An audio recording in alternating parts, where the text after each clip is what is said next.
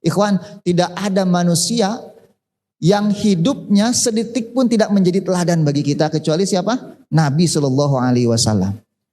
Setiap harinya dari mulai bangun tidur bahkan cara tidurnya sendiri itu menjadi teladan. Masuk WC-nya jadi teladan, keluar WC-nya bersihnya saja jadi teladan, ikhwan. Coba, kurang apa agama kita itu? Sampai kita harus mencari sumber hukum dari selain agama kita ini. Apa yang kurang dari agama kita? Apa yang tidak diatur dalam agama kita ini? Dan agama mana yang mengatur seluruh kehidupan seperti Islam? Itu enggak ada, ikhwan. Ya, kalau antum lihat agama-agama selain agama ini, itu hanya berbicara parsial saja. Hal-hal tertentu saja. Tapi Islam berbicara tentang kehidupan. Berbicara tentang aturan kehidupan ini. Bahkan sampai kita mati dan dibangkitkan lagi, semuanya dibicarakan di dalam agama kita ini. Nah, jadi beli ya kitab hadis, kitab sirah gitu untuk memahami perjalanan hidup Nabi Shallallahu Alaihi Wasallam. Makanya di dalam sebuah hadis Nabi mengatakan ala ini utitu al-Qur'ana wa mislahu apa? Ma'ahu. Aku ini diberi Al-Quran oleh Allah dan yang semisal Al-Quran. Apa yang semisal Al-Quran itu? Sunnah, gitu ya. Kenapa disebut semisal Al-Quran? Karena sama-sama wahyu, gitu. Maka dalam surat An-Nahl ayat 44 Allah berfirman, wa anzalna ilaika dzikra, dan kami menurunkan kepadamu az-zikra. Gitu ya. Apa az-zikra dalam ayat ini, ikhwan? Sunnah maksudnya.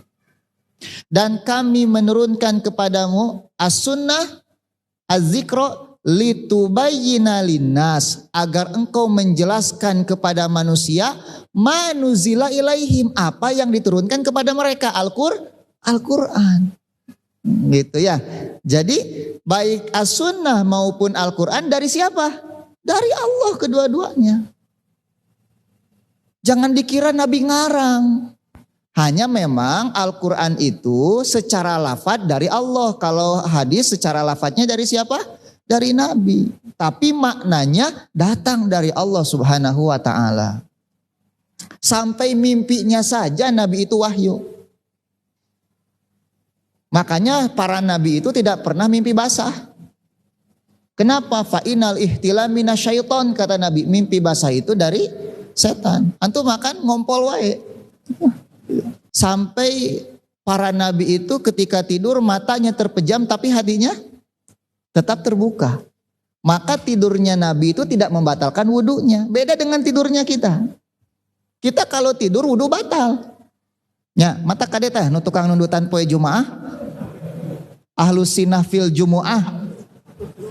Tukang nundutan poe Jumaah. Gitu ya, hati-hati itu. Karek gek geus lep beuteung inget di bumi alam. Nyaho-nyaho komat weh. Wah ya aliran sesat cenah. Lain sesat maneh sareta tadi. Maka jangan aliran sesat. Aya nu kitu di dia. Nepikeun ka ngacai geura kerek. Saya pernah dengar ke Jumatan kerek digigireun. Aduh, rek dihudangkeun sieun era gitu ya, takut membuat dia malu gitu. Kadang-kadang langsung bangun sholat saja. Padahal sudah tidak ingat di bumi alam gitu. Para nabi itu bangun tidur langsung sholat. Kata Aisyah, ya Rasulullah, engkau bangun tidur langsung sholat, tidak wudhu dulu, kata Aisyah. Maka kata Nabi, mataku terpejam ya Aisyah, tapi hatiku tetap apa? Terbuka. Kenapa hatinya tetap terbuka? Untuk menerima wahyu dari Allah Subhanahu wa ta'ala. Itu ya, jadi aduh Masya Allah, tidak ada yang paling sempurna kecuali Nabi kita Muhammad sallallahu alaihi wasallam dari kalangan manusia itu ya.